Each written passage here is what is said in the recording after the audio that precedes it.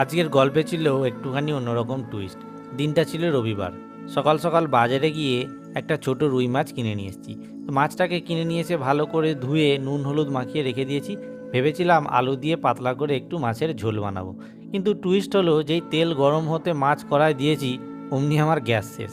কী আর করার, সঙ্গে সঙ্গে অনলাইনে গ্যাস বুক করলাম।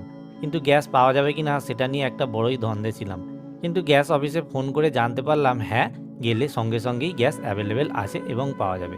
তাই একটা বন্ধুকে ফোন করে ওকে নিয়ে দুজনে চলে গেলাম স্কুটি নিয়ে গ্যাস অফিসে। তারপর ওটিপির একটুখানি গণ্ডগোল হচ্ছিল। যাই হোক, ওটিপি নিয়ে গ্যাস পেতে পেতে আমার প্রায় রুমে পৌঁছাতে বেজে গেল বেলা 3টে। 3টের পর আবার সেই তেলে মাছ কড়া গরম করে আবার মাছ ভেজে আমি বানালাম আজকে সুন্দর করে মাছের ঝোল। তবে একটা কথা বলার এটাই যে এটা আমার খুব ভাগ্য হয়তো ভালো ছিল। হয়তো অনেকেই এখন জানেন যে গ্যাস পেতে কিছুটা দেরি হচ্ছে, কিন্তু আমি আজকে সঙ্গে সঙ্গে গ্যাস বুকিং করে সঙ্গে সঙ্গেই গ্যাসের ডেলিভারি পেয়ে গেছিলাম।